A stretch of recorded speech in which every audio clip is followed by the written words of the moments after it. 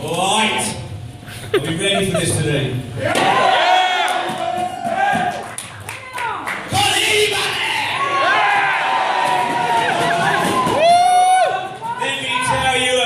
Secret. About a little hotel on 42nd of Broadway. It's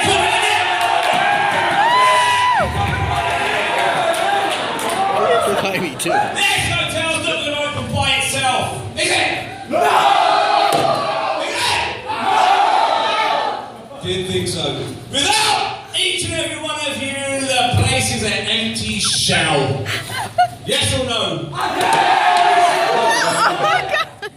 You're all highly trained hoteliers chosen very carefully to put the lid back on the map!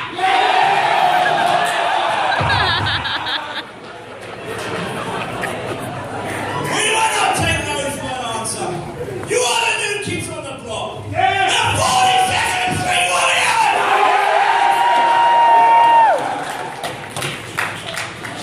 You will! Who said that? You will not moan because you're tired. You will not cry because your feet hurt.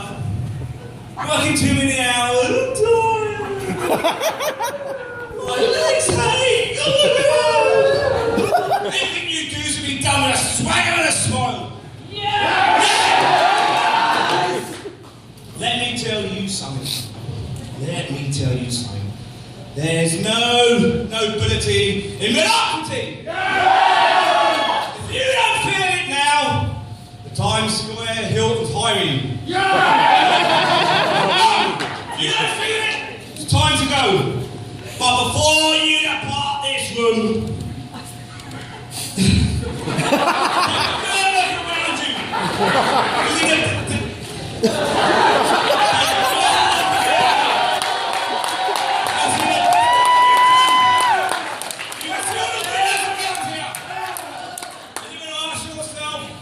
Did I make the right decision? So you listen to me and you listen to me good. We have one chance to make this happen. Are we going to put this hotel back on the map? Yeah. Are we going to bring this hotel back to life? Yeah. Have a great journey. Create memories and make history.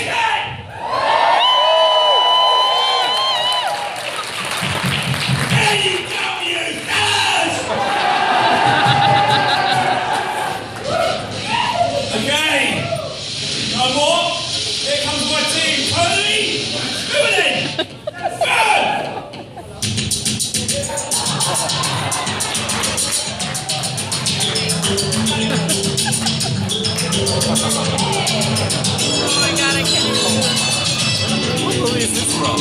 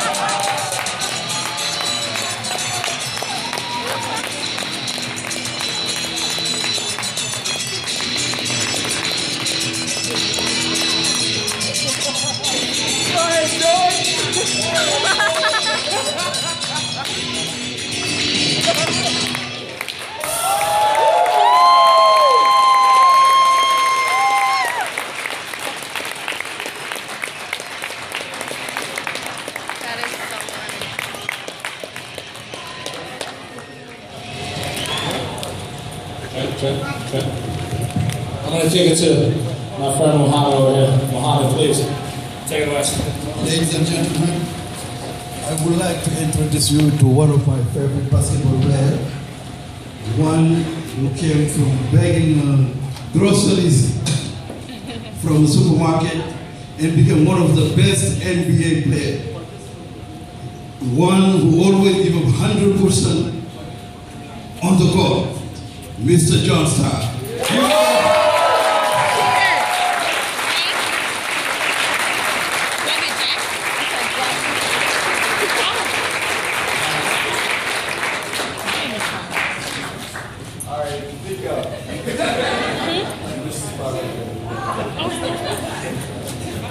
Got some on my butt. Well, get John, Mike. No, if you're wondering why I helped Culinary out so much is, I told you I'm a steward by heart. So stewarding, Luis, this one's for you guys.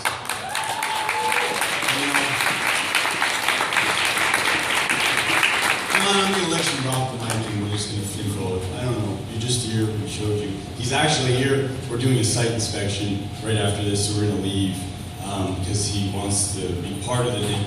He's bringing a lot of business to the NIC. Too much business, my inbox is full. He saw what we were all about immediately. Rule number 2, good gravitates to good. This is a good man right here, and we're just gonna take it how it is. So, John, take it away. Thank you.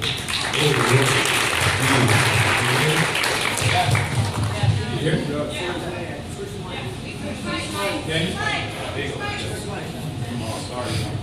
Yeah, okay, that's better. How you guys doing? This is exciting. I mean, the first time I met Jeff, I didn't know what I was getting into. No one does. No one does.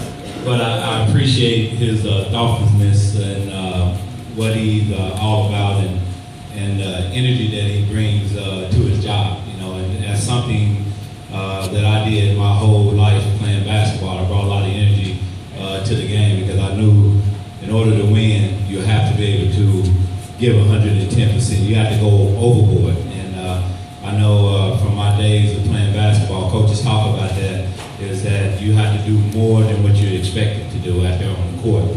And I know if you're going to be successful in whatever you do, and obviously this is an incredible undertaking, and taking on such a historical hotel and try to bring it to the level that it was back during the early 1900s, which I believe Jeff has the staff that I can see that's going to take it to that level. So you, first and foremost, let's give yourselves a big hand.